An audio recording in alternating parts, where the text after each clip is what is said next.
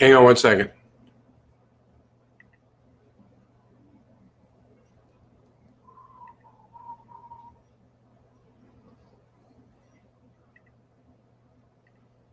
Hang on one second.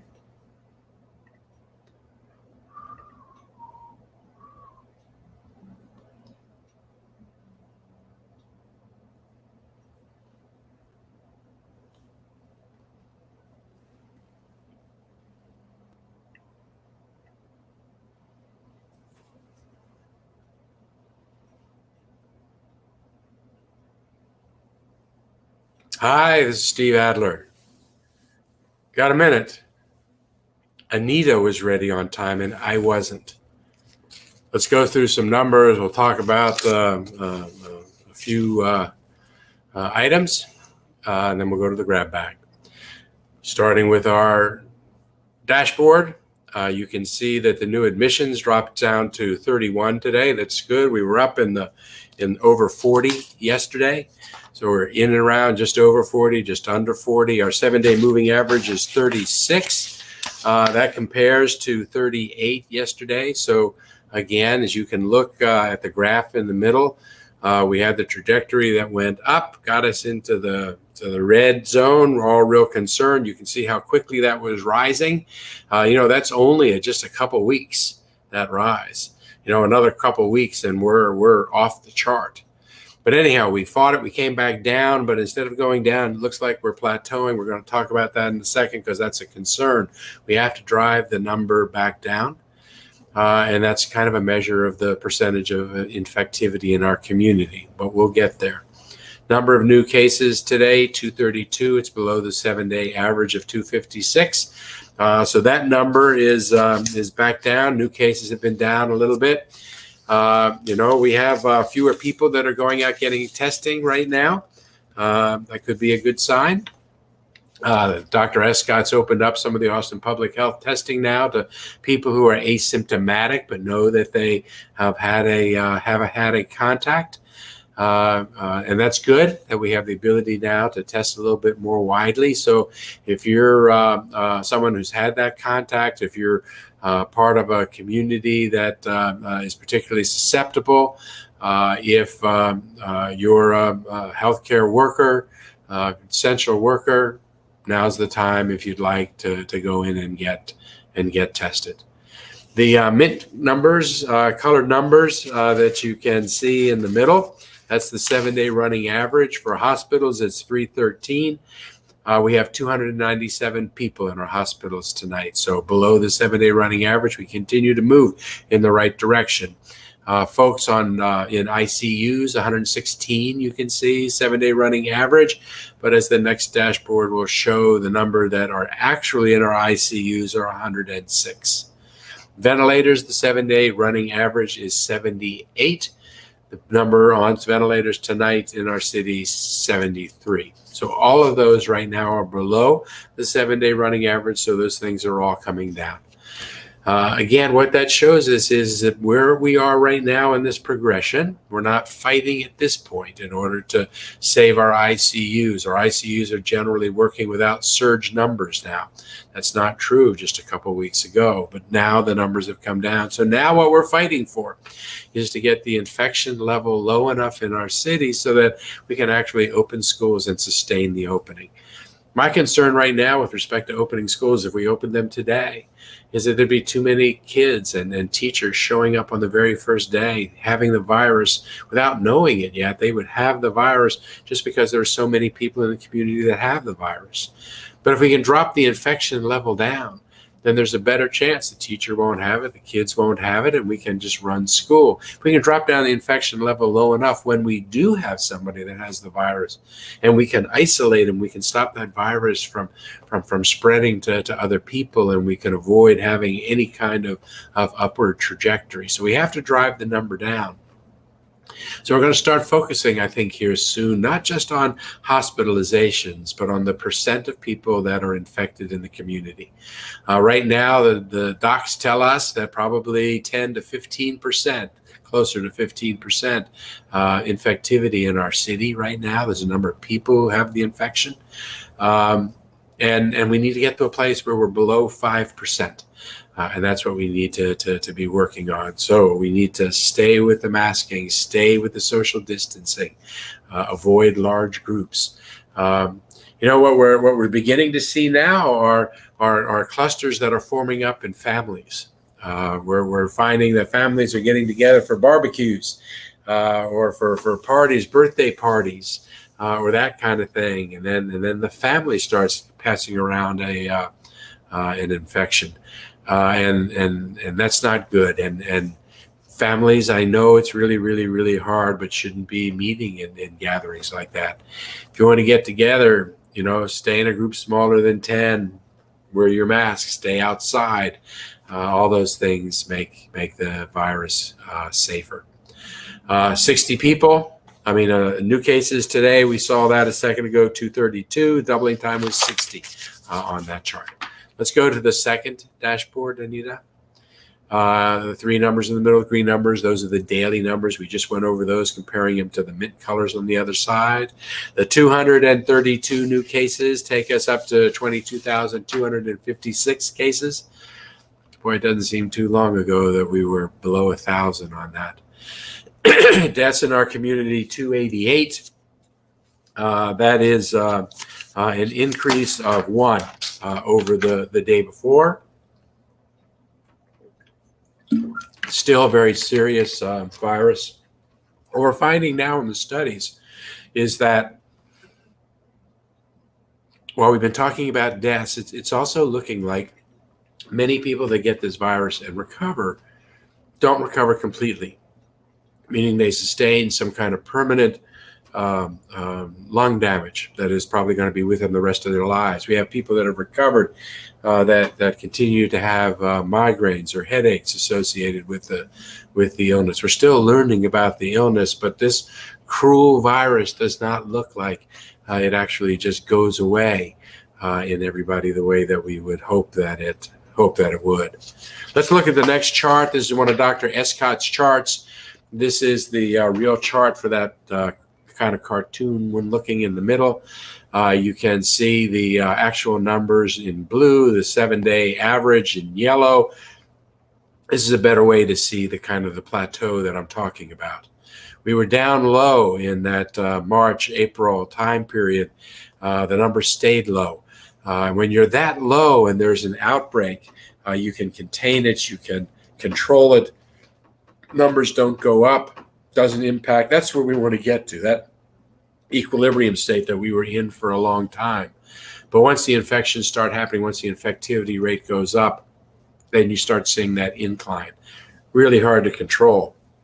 You can become really diligent, and it takes 2, 3, 4 weeks of that diligence to actually change the trajectory. We did that. We come down, and now you can see if off to the right there, that looks like that looks like it could be a plateau, and that's what's happening in most cities. They don't drive it all the way back down to the bottom. They stay at the plateau. They never get to that equilibrium down at the bottom, and then they end up just pinging back and forth with trajectories and down, trajectories are down. That's what you're seeing in the newspaper in other cities, and that's what we want to try to avoid here. Let's look at the next one of Dr. Escott's charts. We don't often look at this one, but I wanted you to see it again because it's another way of describing what we're talking about. So here is a chart that talks about hospitalizations, admissions, and ventilators. So I want you to focus first on two of the gray lines. The gray line is the one that's all the way at the top. You can see that one. That is the actual number of people that are hospitalized in the city. That's a logarithmic scale on the left side. So that's how those things are presented. It goes 1, 10, 100, 1,000. It'll go, I think, to 10,000 above that. But look at that gray line at the top. That's the actual number of hospitalizations. Now, 4 lines down from that is a lighter gray line. And that's where we would have expected hospitalizations to be if we had been able to sustain the stay at home that we were in before. right? So you can see that that dark gray line and the light gray line tracked each other back in March as we were heading into April, right? And then at some point, then those lines began to diverge. The line that is the light gray line shows us what the modelers say we should see if we had maintained the 94% decrease in the transfer of the virus that we had when we were doing the stay at home. Now, what I had hoped for us to do is to take that dark gray line that started going up when we were having our peak. I want to drive that down to the light gray line. Maybe not all the way, but I want us to drive as close to that line as we can get. I don't want us to just parallel that line. It's good that we're not going up anymore like we were just a few weeks ago, but I don't want to parallel the light gray line. I want the dark gray line to be moving toward that line. We can see the same thing on the blue line. So the blue lines are the number of people that are on ventilators in our city. You can see the light blue line that is below that. Well, if you go back to the March time period, you can see that the dark blue line and the light blue line were following each other. We went through a period of time when the dark blue line actually dropped below the light blue line. So we were doing even better from a ventilator standpoint. Then the model showed we should have been doing reducing infections by 94%. But in any event, those lines crossed again, and then you can see the blue line went up. You can see that it rises just a little bit later than the gray line does because it's a lagging indicator to the gray line. But it went up and then started coming down. And if my fear again is that it's just going to parallel the light blue line, which is better than continuing to go up. But we don't want that measure of plateau. That's what we talk about when we talk about plateau. Look at the next chart. Anita, let's pull that up and talk about that briefly.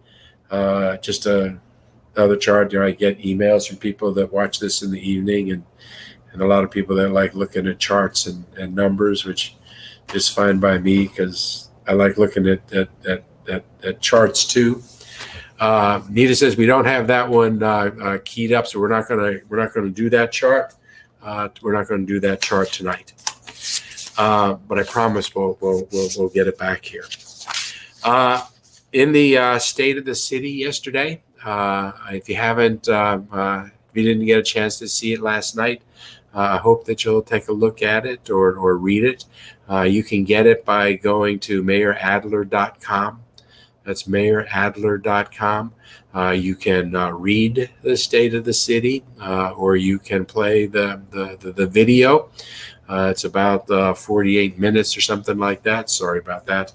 Only about twice as long as this minute that we take in the evenings. Talked a lot about justice. And what we really need to be focusing on this city with all the uncertainty that exists in our city. That gives us a real opportunity to be able to try something new. I started that speech by saying that it's true that the current state of our city is anxious and troubled and hurting. But I said that's not the complete truth of the moment. We're also so much more than that. In an almost curious way, the state of our city, I said, is anxious and hopeful. So even as we manage a set of inescapable challenges so stark as to stretch the imagination, we look to the future, and precisely because it is uncertain, it provides us a once-in-a-century opportunity to no longer be bound by who we were a year ago. Some greater power seems to have reinvented us all. This much change all around and almost everything gives us an almost infinite sense of freedom to do what it takes to actually become all we aspire to be.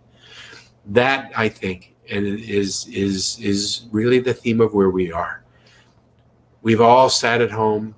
We've watched the disparities in our city, the impact on communities of color in our city.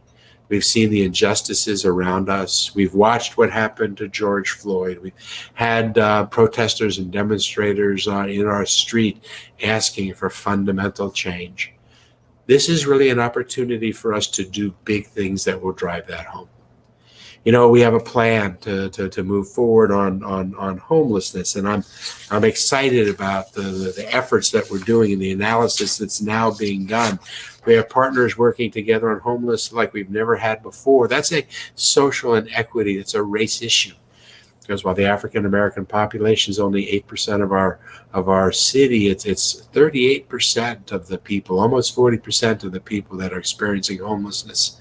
I talked about Project Connect, which is our plan to be able to have mass rapid public transit all over the city, recognizing that we have seen in this time that our failure as a city to actually provide mobility options to mobility deserts in our city, communities where people can't afford to have as many cars as other parts of the city, recognizing that the annual cost of owning a car is about $10,000 a year. That is something that is impossible for many of the people that live in our city. We have a duty and an obligation to provide transportation to all parts of our city, and that's what Project Connect is about. And I talked about the police budgeting that we have meetings all this week. We're going to meet again on the 12th and hopefully wrap up the budget that day or the following 2 days. But we're talking about using that budget in this time to really reimagine policing. By reimagining policing, we're talking about looking at, are there better ways for us to be even more safe in our community? We're a pretty safe city right now, where we for the last years, we've been ranking in the top 5 of the most safest big cities with respect to violent crime. We're not doing as well on property crime, but on violent crime in the top 5 in the country among big cities. But we also know that it's probably not right that we're asking our police department to be our first responders for mental health interventions. It might be better for us to actually increase the resources given to mental health professionals so that they could be responding to many of those situations. Our police shouldn't be the way our social workers. That's not their job. We shouldn't be relying on them to do that. We have to make decisions like family violence. Right now, the police respond to family violence calls all too often after the violence has already occurred. It's probably a kind of a horrible call to make when one member of the family is hurting another. Maybe we should take some additional resources and put it to organizations like SAFE that take and people that are in situations where they may very well get hurt, and provide them a place to go to where they can be safe. But right now, they don't have the capacity to be able to take people out of dangerous situations and remove them. There's a waiting list. Maybe we should take some of our resources to increase that capacity, and maybe that would reduce the number of times that a police officer has to show up. Our police officers spend too much time responding to those kinds of calls. So when we talk about reimagining policing, we're not talking about doing things that make us less safe. We are on a search for trying to find the things that we can do that will make us more safe. Does our forensic lab belong in our police department? Should it be outside and independent, the way many other cities are doing that? Should 311 and 911 be more integrated than they are? Should the internal affairs department be inside the department it's investigating, or should we have officers that are outside of the police department so that there's a separation? It's those kinds of questions. And as we make those kinds of shifts, it might impact the number of officers that we need to have. But I talked about that in the speech. I also talked about recognizing as a community that our city was built by taking advantage of people, taking advantage of slaves. Pointed out that a third of the population in Austin by the census back in the early 1800s were slaves. And 30 years later, the slave population was growing at a more rapid rate than the rest of the population. For generations, by intentional policy, We took part of our community and purposely and intentionally held them back and did not give them the same opportunities to be able to accumulate wealth in our society. And we look around and see now the manifestation of those intentional decisions. And at some point, a just society looks up and says, we have to make good on that. That was not right. And now you're in a disadvantaged position because of that, and we need to be more equitable about ensuring that everybody has the same kind of opportunities. There's a 10-year differential in life expectancy if you live on the east side of town or the west side of town. 10 years. 10 years. I mean, imagine what that does to families, because it's just one example of a disparity, but a 10-year difference, 10 years less time that grandparents have to be around their grandchildren. There's a cost associated with that. 10 years less earning power so that parents have ability to be able to help their children with a down payment on a car or on a home. You add up all those things that are lost because of that 10 years and the disadvantage it puts that family. And now think about that not just in that one generation, but think about that being compounded over 2, 3, 4, 5, 6, 7, 8 generations. And you take that same disadvantage and compound it over that period of time, you create a huge gap. That's what we have today. And if we're going to have a just and fair place, we need to address that. So I closed the speech by talking about whether I said we need a community conversation about atoning for that and how we make good on that, knowing that at the end of that process, we're going to be much better, much fairer, much just, much safer as an entire community. But anyhow, I don't want to give you the state of the city again. That's the kind of thing that I talked about yesterday. Hey, the city, Austin Economic Development Department announced today they're reopening the Austin Music Disaster Relief Fund. The fund's going to be reopened on August 10th, so that's coming up. It's supposed to trying to reach additional local musicians that are facing hardship due to the pandemic. The Austin Music Disaster Relief Fund, it's $1.5 million. It's a fund. It's providing $1,000 grants to Austin musicians to help cover emergency needs. So you might want to take a look at that if you're a musician or an artist. Hey, we continue to see availability at neighborhood testing sites at Givens Park, at the Southeast Branch Austin Public Library, at Little Walnut Creek Branch Austin Public Library. Go to the City of Austin Facebook page, and you can see how you can go to get that testing. And again, we've now opened up testing to people that are not having symptoms, but have had contacts or are in pretty susceptible places. We've talked about this before. It's still real important. Even more important now, the census. The United States government just announced that they were shortening the time for the census by a month, which means that it's all going to be over on September 30th, which is a month earlier than it was going to be over. That's really disappointing to see because we need more time to get people signed up. This is going to cut down the number of time that we can reach people. And it's getting harder in the pandemic because we can't send as many people out to be knocking on doors to find people. We're trying to get people to go online and over the phone and by mail. It only takes a couple minutes. If you haven't done it yet, please do it. The percentage of all Texans that have participated in the census this year, and remember, participation helps drive how much money we get in disasters, how many congressmen we get in Congress. It decides how much housing money we get, healthcare money we get. You know the percentage of Texans that have done the census so far? 58%, which is obviously below the national average. We have to do better. We have to do that in order to be able to uh, uh, uh, get our fair share of dollars as well as representation. Um, I want to conclude here tonight from the mailbag, and then I'll let you all go. One of the coolest things about being a grandparent is the getting the cool nickname that only your precious grandkids can give to you. I was contacted here by Laura Humphrey. She wrote me to say that she and her family really appreciate this Got a Minute. If you appreciate it, I appreciate that you're watching it.